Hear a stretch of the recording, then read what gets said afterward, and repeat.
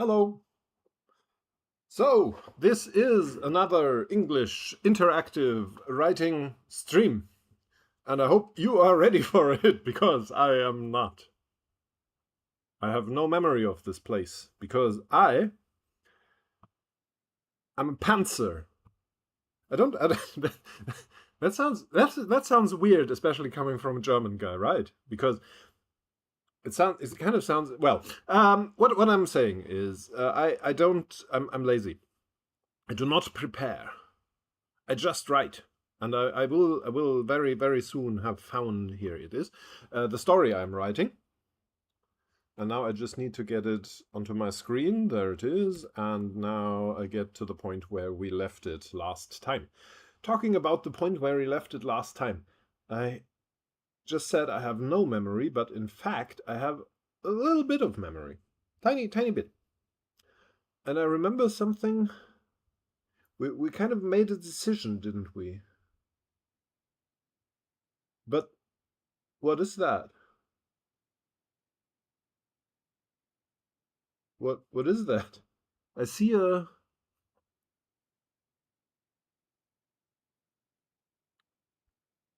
Ah, yeah.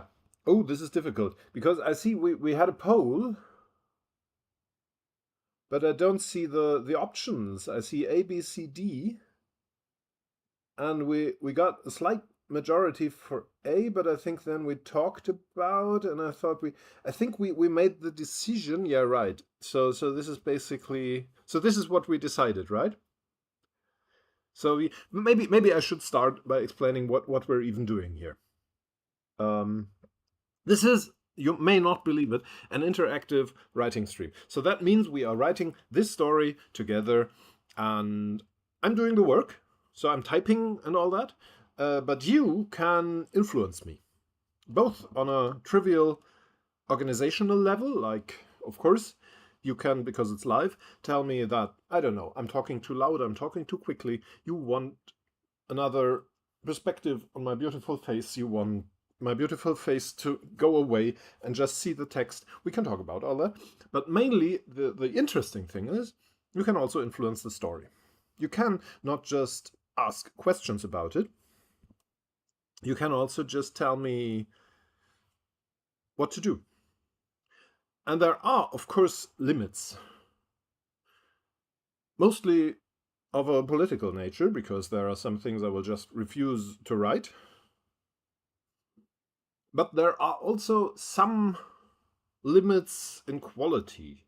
Like, if you ask me to do something, while I'm sure that this will make the story much worse, just from a craft perspective, as a story, not that I know a lot about that, but still, I might refuse. But you know, if you have watched a few of these episodes, that my limits are not very firm ones in this regard. So you have a lot of leeway to influence my story. Our story. I should have said our story. Can I go back and say our story? Because this sounds like I'm writing the story and your inclusion is just window dressing. But that's not true. That's not true. Even though I shouldn't have said I do the work. I should have done this completely differently, shouldn't I? All right. So, but what I think is, last time we met, we made a decision about this exact first question. And this is the one. So I think, from what I just saw in the chat, which is still there from last time, and from the tiny bit of memory I have, I think we have done what we decided on. So today we make new decisions, which sounds nice, doesn't it? If you disagree, let me know. There's a chat. You can find it following the link below this video, if you haven't found it yet. It's a Discord server. This may not be perfect for everyone, but it works pretty well regarding organization and moderation, because I'm just one person and I have no moderation team, so I decided against using the public YouTube chat because I had some weird fascist trolls in there. No idea how they found me, because I'm a tiny, not just my memory is tiny, but also my followership. I'm a tiny account. I don't know, but they were there, and I don't need that kind of trouble in my life. And also, I think YouTube can use it against me, because when people are there and typing Nazi paroles and I fail to delete them because I'm just one person and I can't do it all, then YouTube can use that to delete my video because it infringes upon the rules. Isn't that the case? So there are a lot of reasons why the YouTube chat is not active here.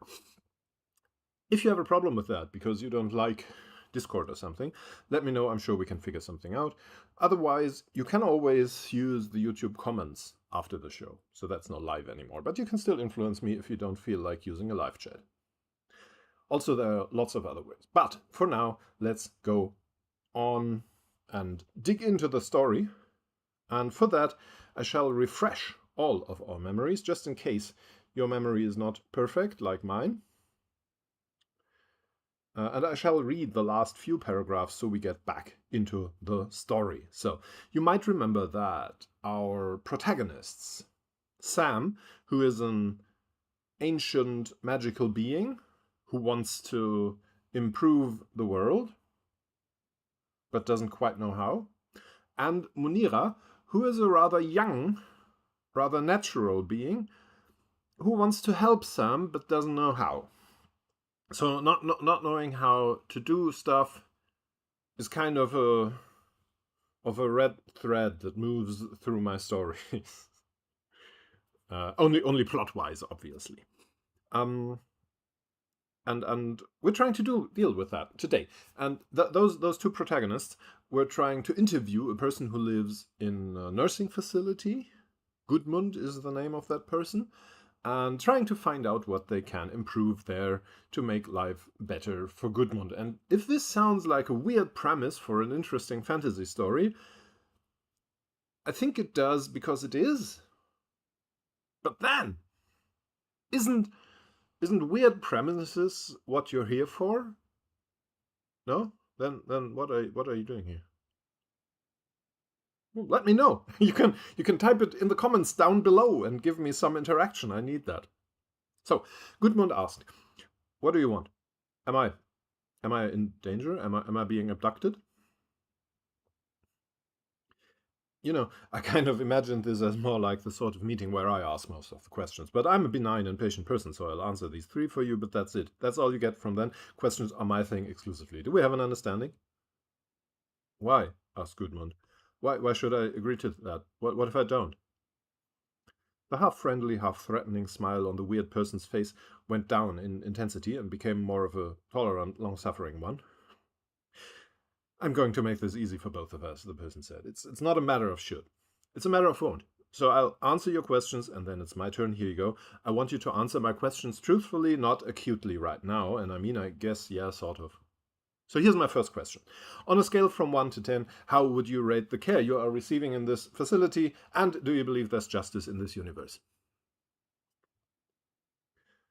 And I think, being a literary critic, the answer is obvious, but first I'm going to say something nice about Epiphany's lovely comment in the chat. Your quality of weirdness is a definite selling point. And I'm gonna say, oh, thank you. So, and Gudmund's answer to this is... Well, I just realized. What I was going to do is I was going to type, "Those are 2 questions." Not 1. And I think it's obvious that this is what Gudmund wants to ask. But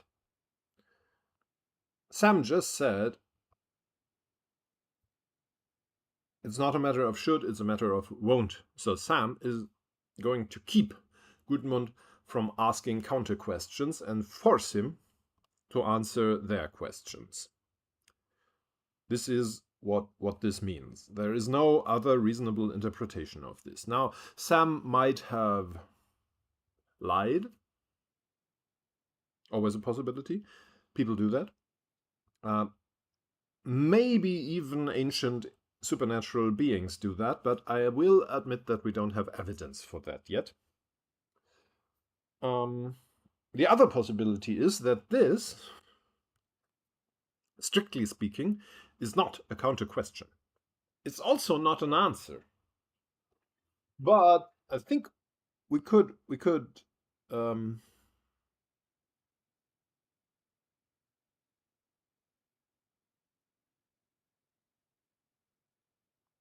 we could just decide that Sam allows this answer because it's kind of an answer, even though it's not a very helpful one. Especially if Gudmund answers later, which he will certainly do. We could also do something like this. I think I'm going to have to start making, maybe first off, I'll start with the lazy version. I know, what a surprise. And just do those points, those bullet points, I guess you call them, to imply or to demonstrate that I'm not typing a continuous story, but that I am typing options for you to choose from. Which is also a bit of a problem, as we just found out, because later on in the chat, it's impossible to figure out what the options were. I'll have to think about that. But for now, I'll drink a bit of tea, because tea is the answer. Tea is what makes the world go round, and tea is what warms my heart. In addition to your comments, of course. Oh, this is good tea. The other one would be Gudmund opened his mouth to reply. And here I'm going to use this again. But I'm not sure. I have this little convention that I don't think is very much in use.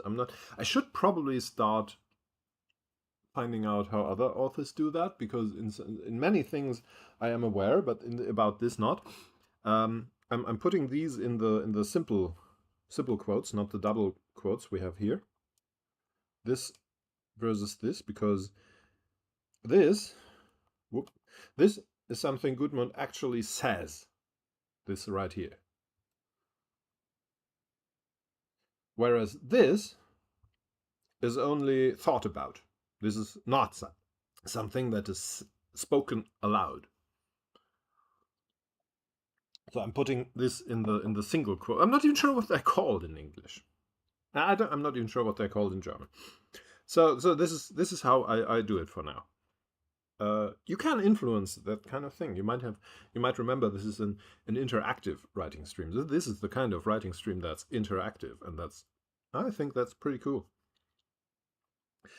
Those are two questions, not one. But found out he couldn't. What came out of his mouth instead was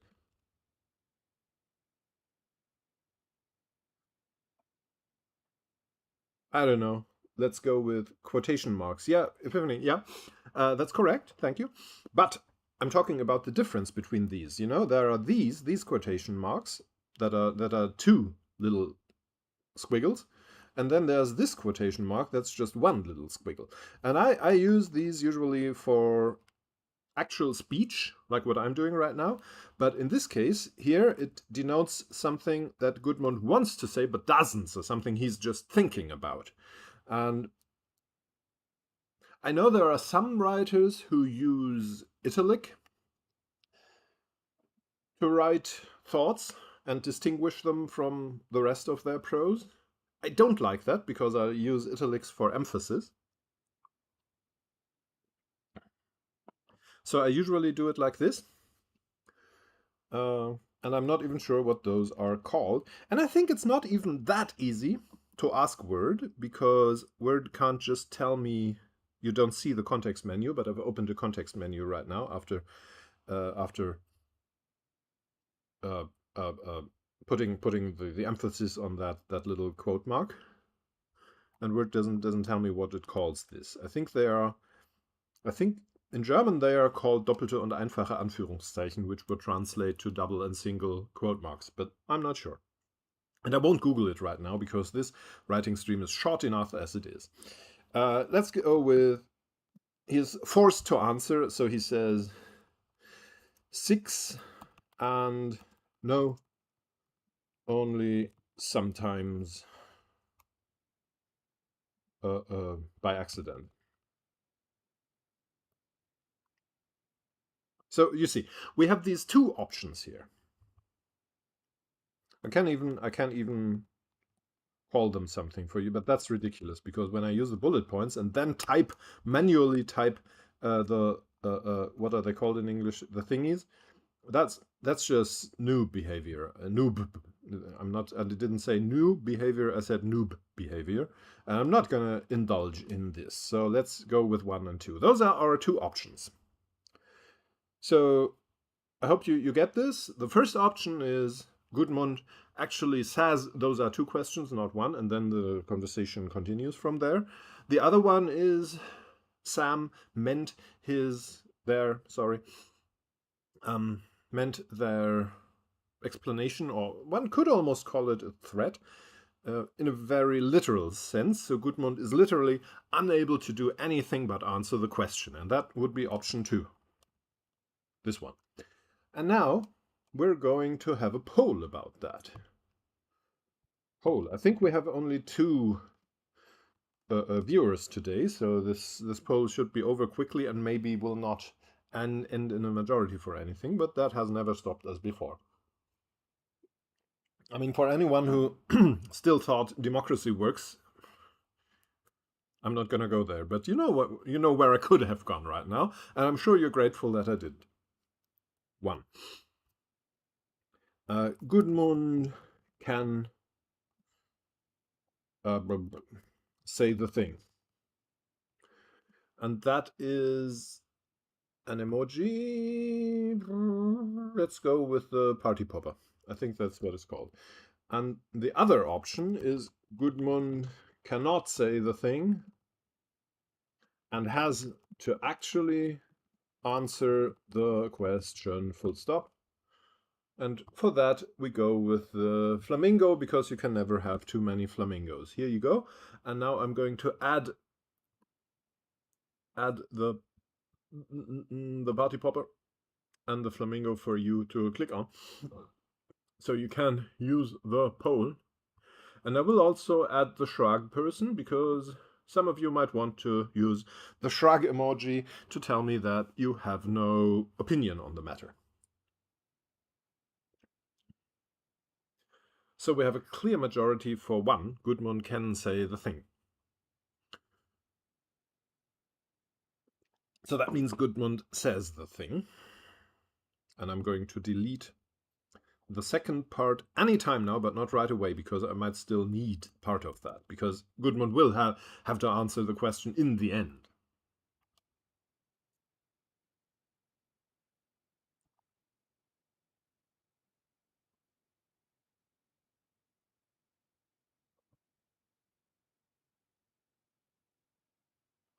The child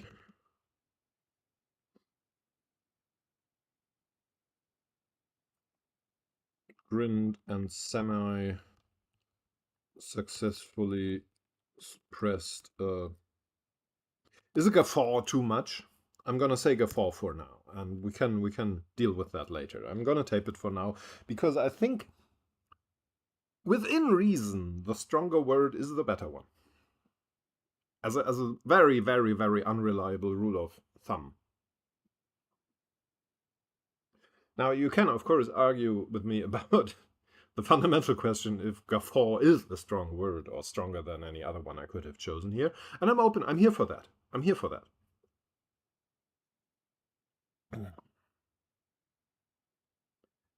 The weird grown-up person, the word grown-up person just stared at Gudmund for an uncomfortably long time.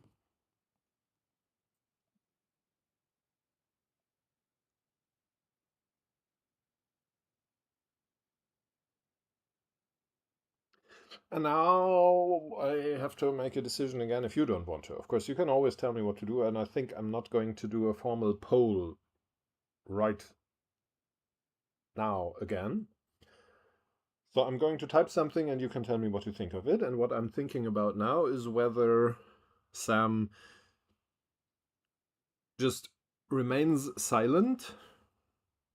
Maybe I'll do that. Maybe that's cool.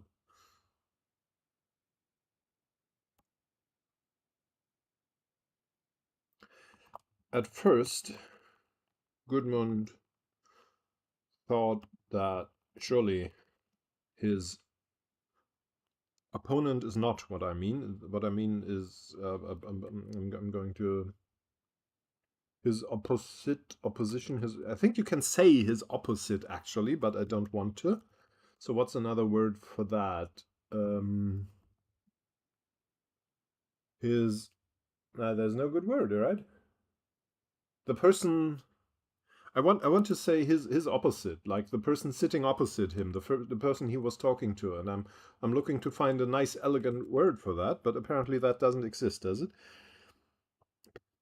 Maybe I'm going to say interviewer, whatever. You would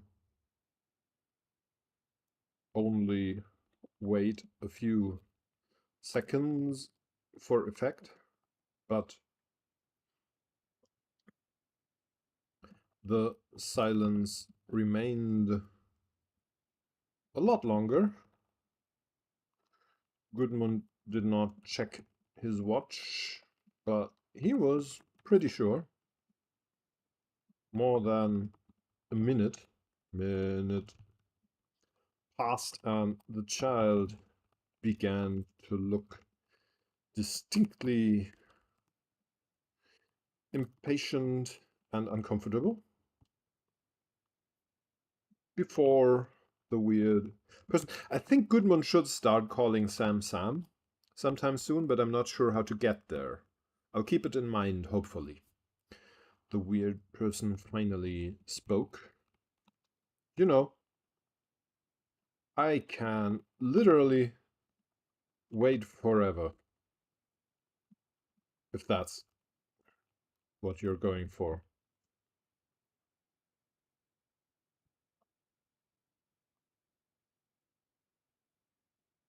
And whether you can is entirely up to me. So maybe don't try to piss me off. Yeah? Maybe a bit. I'm not sure if this is quite the right phrasing for Sam, but I think I'm gonna keep it. I'm gonna put a little question mark to it. So we can check on that later. I'm gonna write tone question mark because I'm not sure if I feel that this is the tone Sam would say that. I'm not sure, you know? I'm just not sure. And I think that's a beautiful state of mind. Because while I don't agree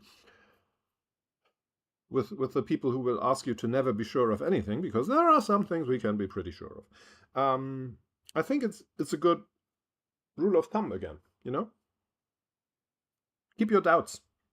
Question stuff. Be a doubter. Don't know where to go from here. So I'll just go on with the story.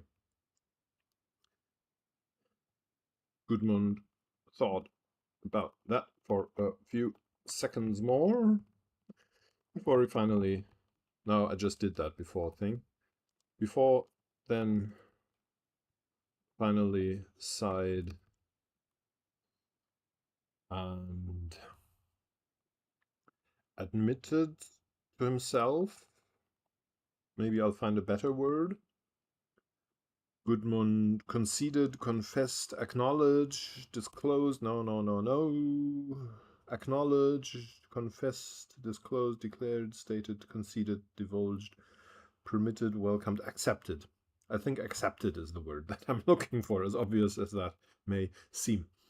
Then finally sighed and accepted that.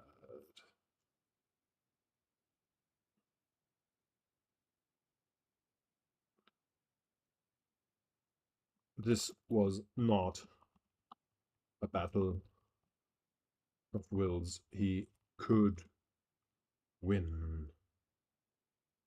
So his best option might be to at least not let it drag on longer than necessary.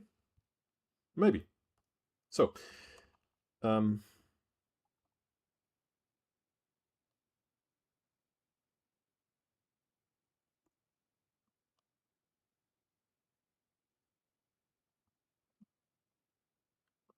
it is a bit difficult to put it into one number, but maybe 6. I know I do not see a lot of justice, only sometimes by accident. He might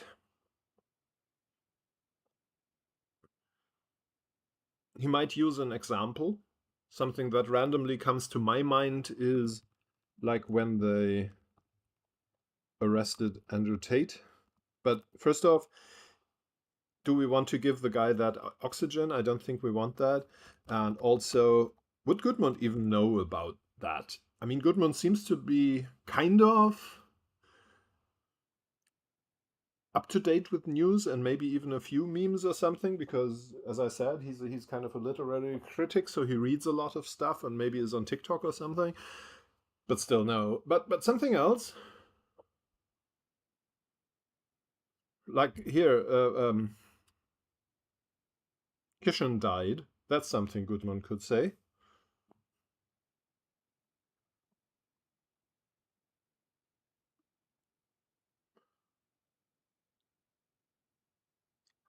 Even though one has to say, I mean, Kishan was pretty old. So is that justice? I don't know. But I feel like there should be an example.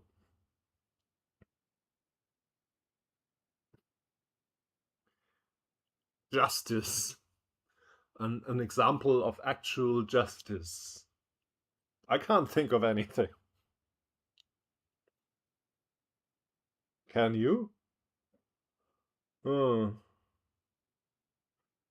Can't even say when Trump lost that second election because he won the next one, so no. Not good.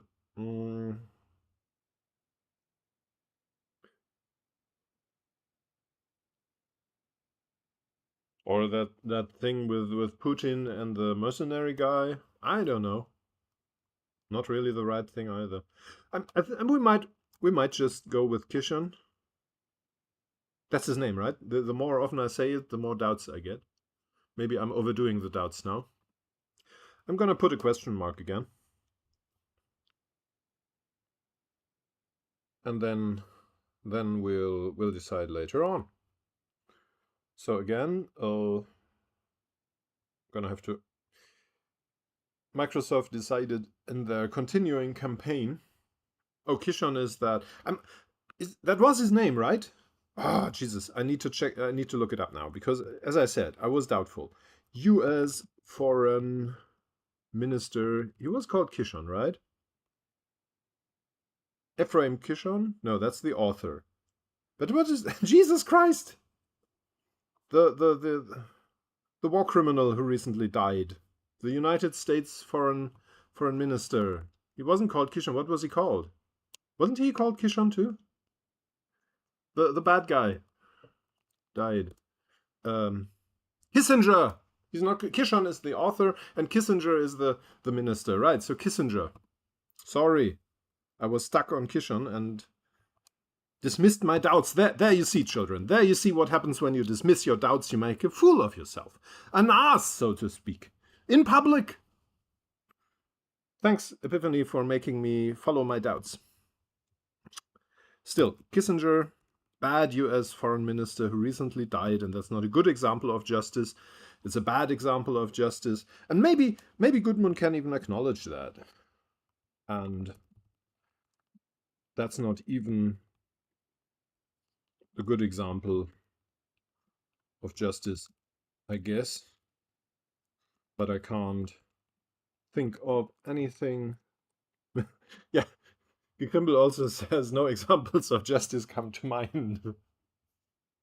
I think maybe it's not good either. But maybe really when they arrested Andrew Tate, that might have been the best example that we can find right now. I think maybe. Or the thing with the onion.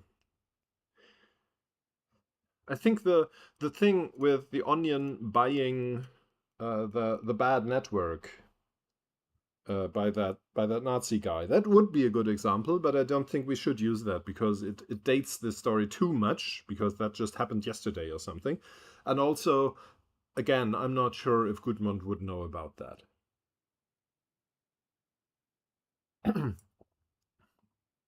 So let's stay with Kissinger, put a question mark there, and move on. Anything better right now? Full stop. Sentence over.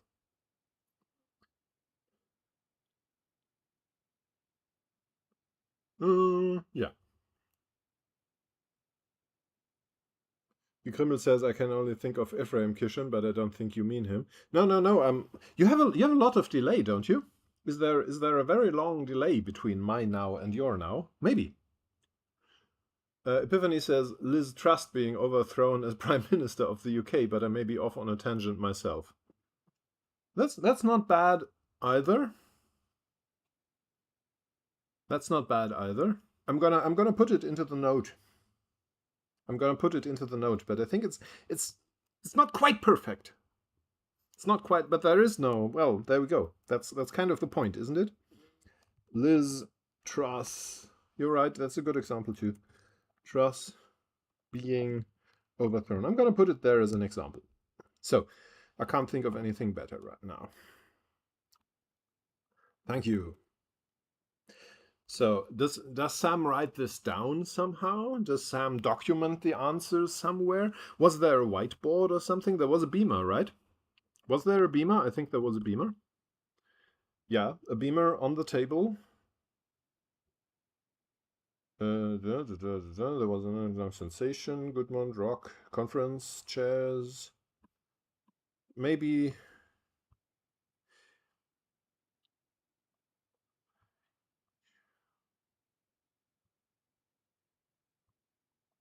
Without any discernible cause, the beamer turned on and started projecting an empty page into a white page, into the empty air.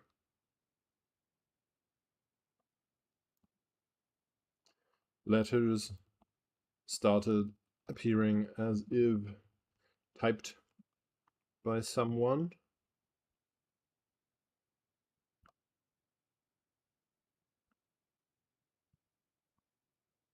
Spelling the exact words Gudmund had just spoken.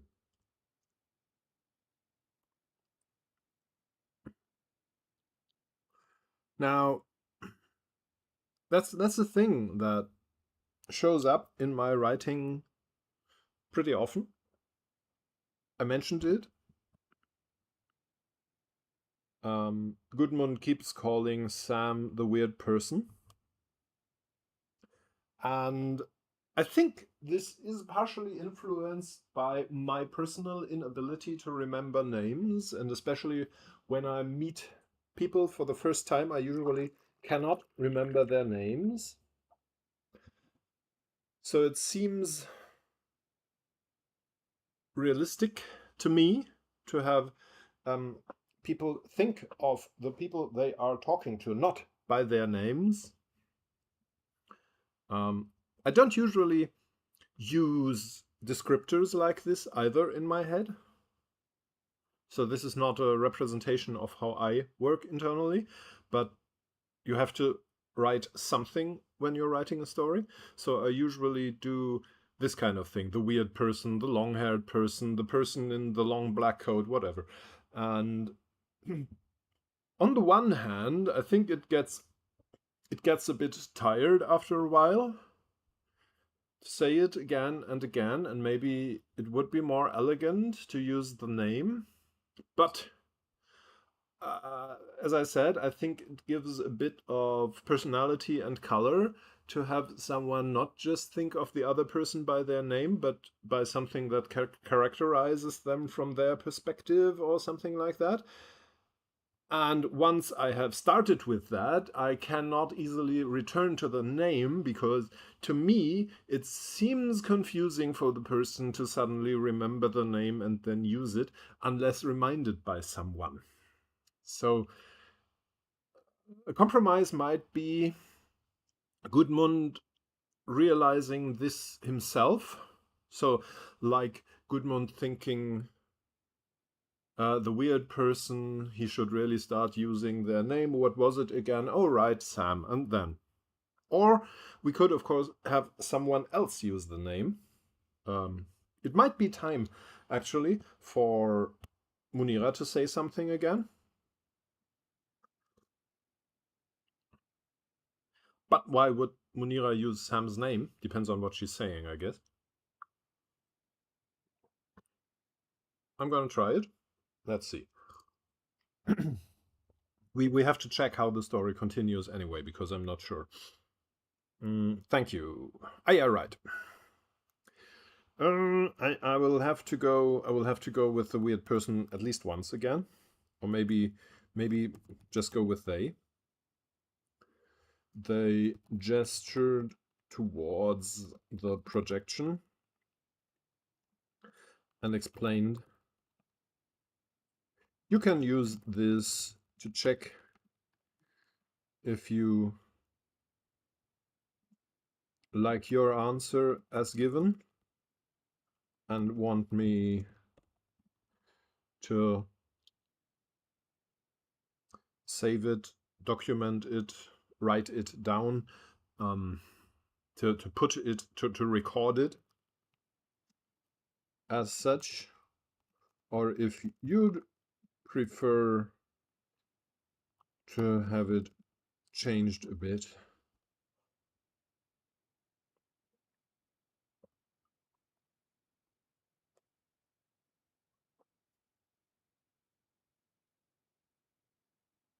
I don't even know what you'll do with my answers, Gudmund said.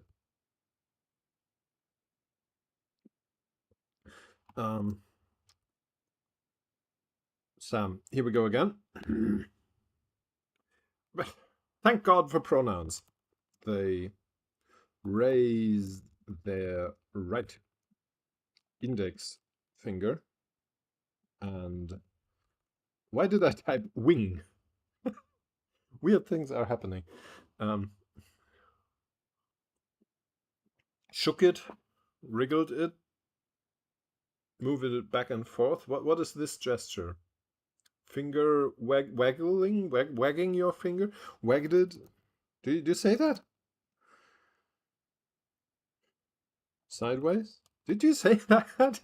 What do you call it? Finger wagging? Is that you know? Do you know what I mean? Does this even make any sense to you?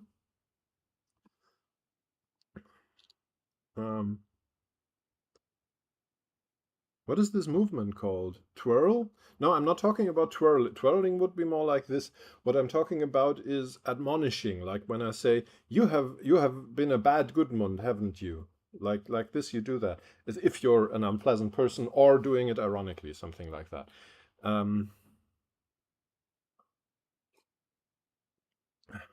Moved it. Maybe I'll just raised. No, I'm going with this movement, you know? This is the movement I'm talking about. Just wiggle, wiggle, wiggle, wiggle, wiggle.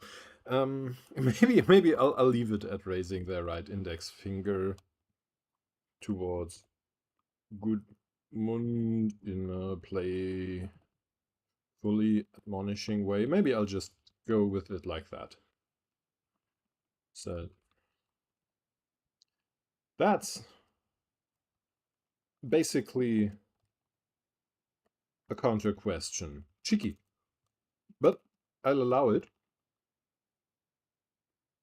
because you did not ask it in response to a question by me, but to clarify a matter of procedure.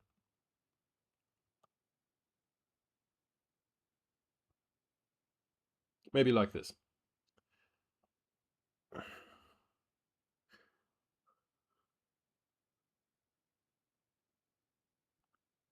Word missing there. I'll allow it.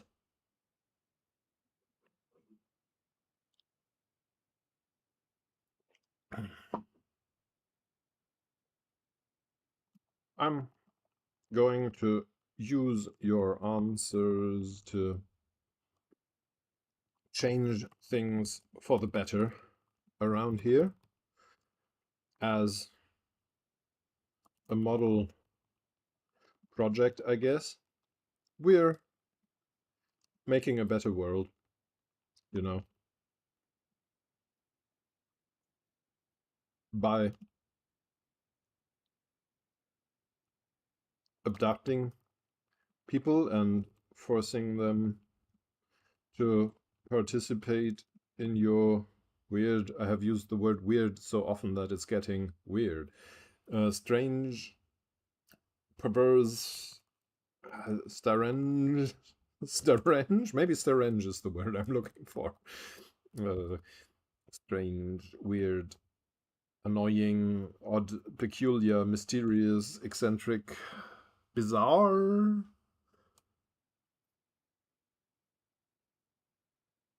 Perplexing, no, bizarre, maybe. Maybe I want bizarre or even something stronger.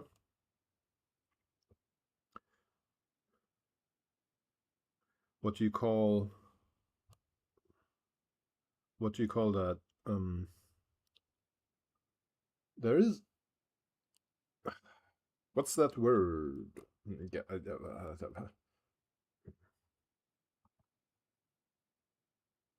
It's curious, extremely bizarre. Yeah, I'm looking. What's the stronger word? Eerie? No, I'm gonna go with bizarre for now.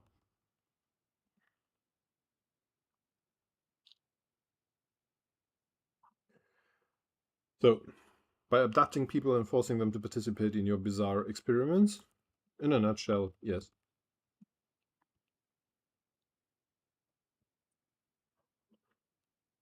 And then next question.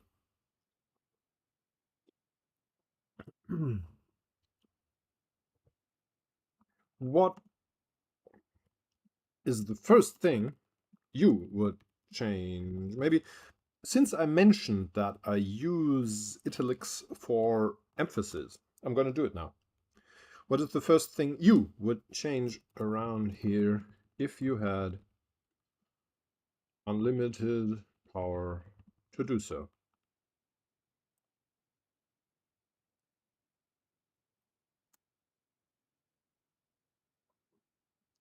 What is the first thing Gudmund would change? I think people usually don't do that. We don't have to worry about Gudmund saying something that actually uses the unlimited power to the maximum.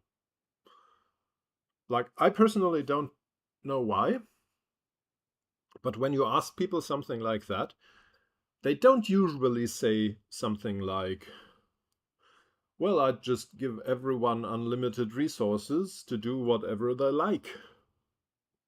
Not very original, but you know where I'm going, I guess. They usually say something like, oh, maybe I would let people choose what kind of soft drink they get for lunch.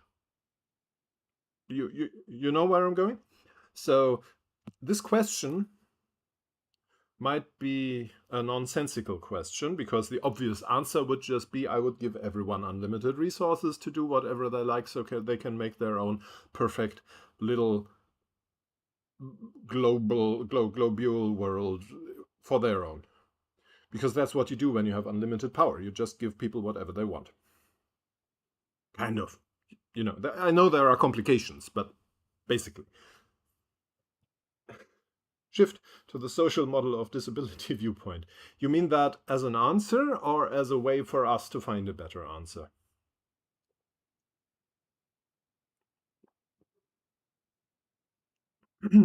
Yeah, because of course, yeah. Basically, I think that's true. I just wonder how exactly you mean it, because yeah, Goodman would as an answer. Yeah, I'm not sure if that's too technical for him, because while he's well versed in many things, apparently, he doesn't necessarily think about these things that way. But maybe a derivative of that, maybe something like. Um,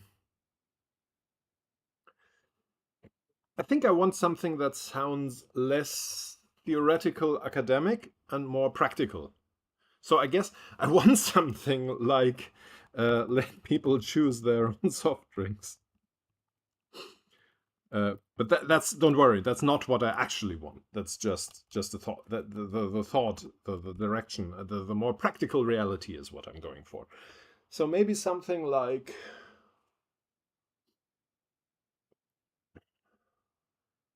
give people more agency about their own lives, realizing again that's a very limited answer to a literally unlimited question, but still maybe like this. Goodman made the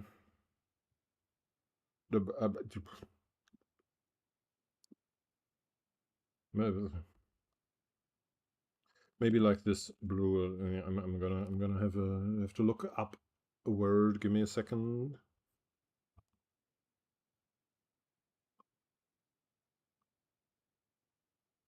Blue helpless raspberry before answering.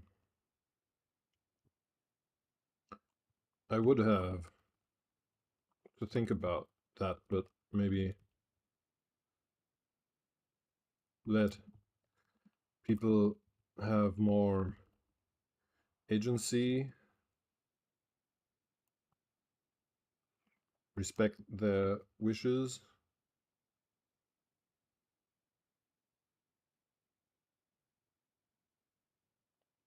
Doesn't even happen to me that often, but there are some inhabitants who are less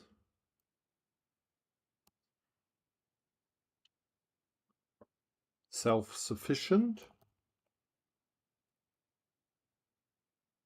because Gudmund is still quite fit and healthy and mobile, I guess. I'm gonna look to you. Is there a good alternative to that word? Independent? No. Self-reliant, autonomous. I'm gonna go with self-sufficient. Than I am, and I and often they have to argue against decisions being made for them, like where they go, or even about medication. Maybe that's a surprisingly honest and open and what can I say, vulnerable answer for Gudmund's still rather inimical frame of mind towards this interview.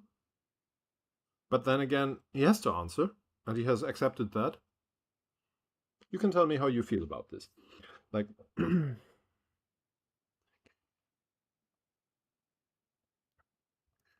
it's sometimes it's with the nurses and sometimes with the relatives when they come. Epiphany says I like that. That's good because I was kind of trying to go for what you said, but just phrase it differently so that it sounds more concrete and practical and like, you know, an answer everyone can get behind or something. When they come to visit, and I always think one day that will be me because my knees and my hip and my are not getting any better.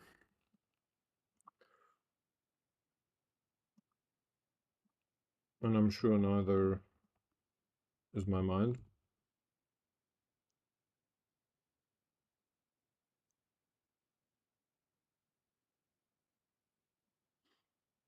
I'm sure they mostly mean well, but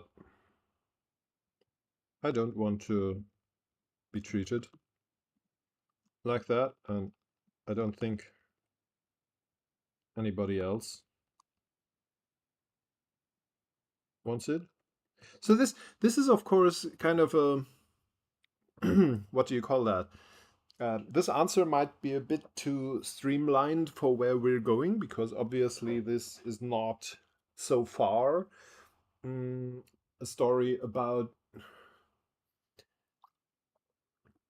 actually helping people and more a story about protecting people from force. Like it started off with Munira.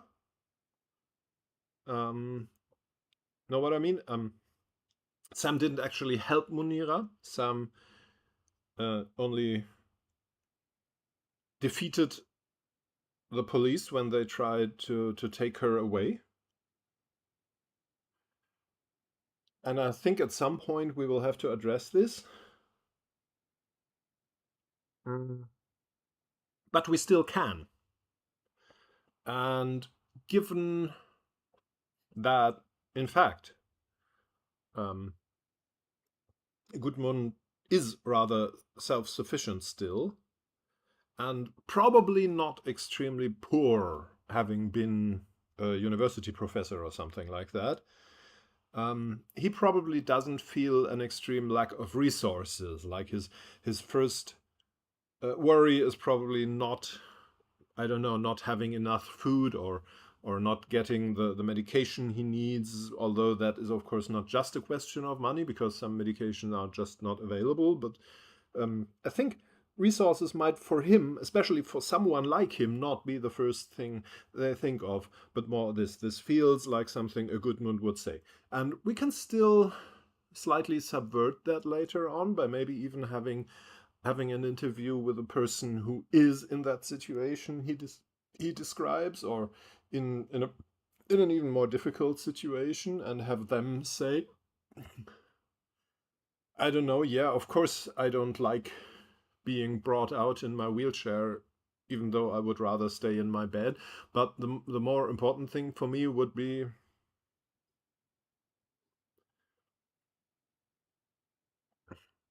getting the kind of food I actually need instead of what my health insurance pays for, or something like that. Maybe getting a better wheelchair, even, because some people just can't sit in their wheelchair or can't use it themselves. So that's a matter of resources, you know. And of course, it's just a coincidence that that's the area I'm working in. You know, the main thing this story needs to convey is that health insurance has to pay more money for wheelchairs. Do you get me? Do you get me? Wheelchairs need to be more expensive. Health companies really need to pay a lot of money for wheelchairs is what this story needs to make the public aware of. That's a problem, you know. Oh, tea, such a good thing.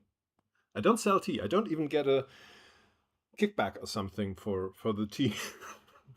Campbell says did No, no, this we are writing this together. Do you remember? This is a no, did a wheelchair seller. No, no, no, no. No, no, no, no, no. You're completely wrong. You're completely off here because this is a project we are writing this together, you know? This is an interactive writing stream and I'm just the hands that type the thing. You are the people who do the actual writing. So it's not like I have anything to do with this. I think the message is important, but it's not only my message, it's our project, right? Right? Sorry, I'm getting peculiar again. We don't have a lot of time left, but I think we can still do a bit of writing. I don't want to be treated like that. I don't think anybody else wants it. Maybe we can address what I said earlier. Right now in Sam's reaction, maybe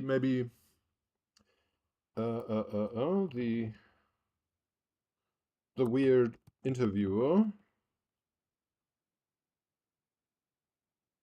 raised their eyebrows and pushed out their jaw a bit in an impressed nod, while the letters of Gudmund's response started appearing in the air behind them. You know, that was a surprisingly helpful answer for an interview that started off almost hostile. They said.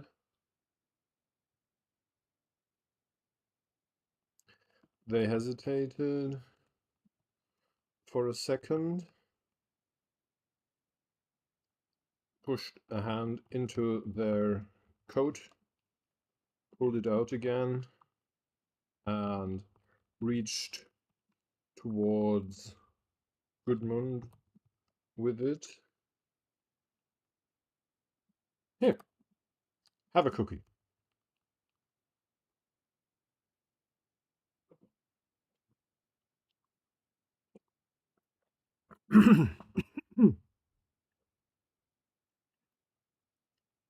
Gudmund looked down on the hand in surprise because it did not just hold any cookie, but an actual big, soft raspberry and white chocolate cookie, the precise kind he always used to buy at British railway stations when he visited a colleague in, I don't know, let's go with, what's it called? Liverpool, maybe. Liverpool is nice. Although, no, I was going for another city, and I don't want to chicken out now. What's it called? The city with the ravens. It's more to the east of Britain. Newcastle, no, not quite. Middlesbrough, no. Or is it Newcastle? Isn't there another one, or is it Newcastle? It might be Newcastle. Yeah, let's go with Newcastle. Why not? I wasn't sure, but I think that's it. Leeds, Manchester, Liverpool, no. Norwich, London, of course. Bristol, Newport, Cardiff. No, let's go with Newcastle. That's fine. Newcastle.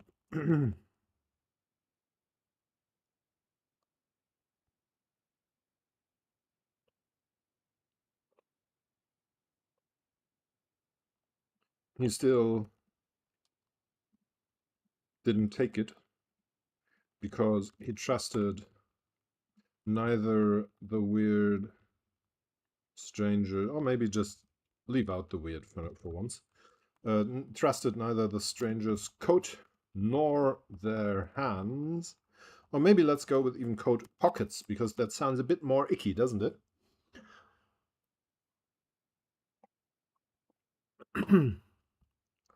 Even though the cookie on its surface looked perfectly fine to him, but he uttered a surprised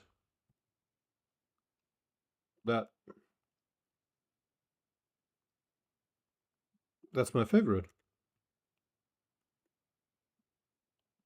The interviewer smiled at him. I know. And with that, it's 1:30. Thank you for participating. It was a joy to have you today. And I really liked the stream. I hope you liked it too. There wasn't that much interaction. I only did one poll. I hope you didn't feel locked out. You know, you can always just enter things whenever you like, of course, not just when I ask questions, but I think we had a good conversation. I think we had a few good ideas. Epiphany says it was a joy to participate, and I'll take it, you know? I'll take any positive feedback I can get, and I'm grateful. And thank you. And I think it's a bit cheesy. And I've read it a lot, so it's not even an original thought. But still, when we half-jokingly couldn't think of any justice in the world, and especially in times like these when hope seems difficult, I think it can be important to at least keep the ability and maybe even help others envision better people, a better world, and a better way of dealing with things. And that's what I try to do with this little work of fiction and with all the works of fiction I write. And obviously, I don't have a lot of effect because nobody reads my stuff, but it's a nice group activity, and even if it just makes us feel a bit better, I think that's worth it. And I thank you for helping me with that. I hope you get something nice out of it too. It was fun for me, and I look forward to our next session.